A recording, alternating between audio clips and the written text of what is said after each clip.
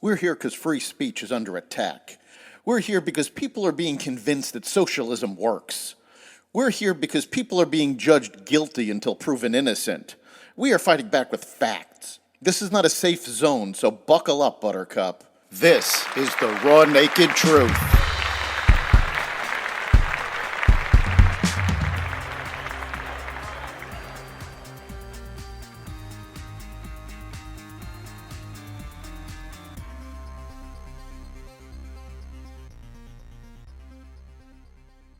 Mike Johnson speaks at Columbia. The Supreme Court hears Trump immunity arguments and more. Welcome to the Raw Naked Truth. I'm your host, Eric Lopkin, and here's the news you need to know.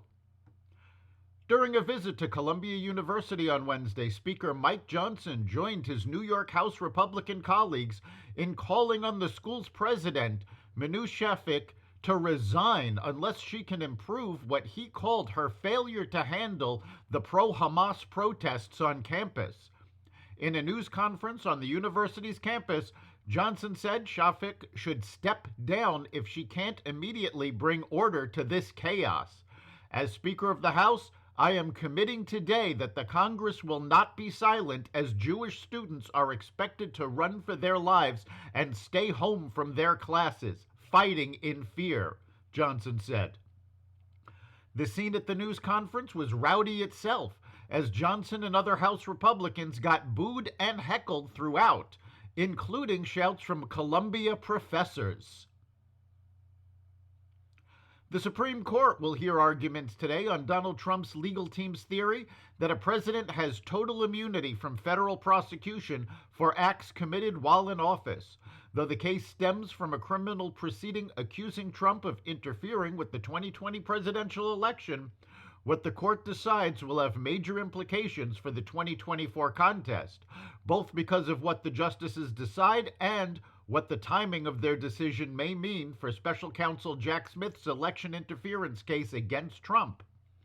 Court watchers expect that the claim of total immunity will be rejected, but limited immunity will be upheld. The Biden administration on Thursday issued sweeping new rules that crack down on power plant pollution and could force many of the country's coal plants to shutter unless they undertake costly upgrades.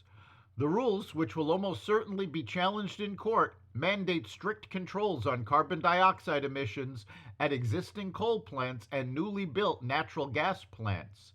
They set the stage for a significant infrastructure build-out to capture and dispose of CO2 emitted at such plants in order to comply.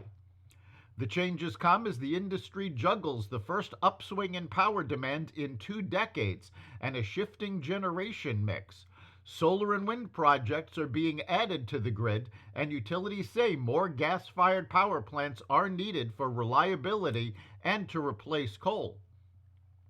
Some utilities say they could need aging coal plants to stay online longer than expected. These rules follow the Biden administration's restrictions on liquefied natural gas. Fairfax County, Virginia, ignored a U.S. Immigration and Customs Enforcement, the agency known as ICE, detainer request for a Honduran national charged with sex crimes against a child in Virginia, according to ICE officials. Immigration officials arrested the 30-year-old Honduran national at his residence in Bladensburg, Maryland on April 15th, after Fairfax County twice released him. The agency did not provide his identity in the release. This Honduran non-citizen stands accused of some very serious crimes and represented a threat to the children of the Washington, D.C. area, ICE said. When local jurisdictions have policies in place which prohibit them from cooperating with ICE requests and from honoring our lawfully issued detainers and administrative warrants, they put the suspects, law enforcement officers, and most importantly, the members of our local communities at risk, ICE said. They stated that it was unknown when and where exactly the Honduran national originally entered the U.S.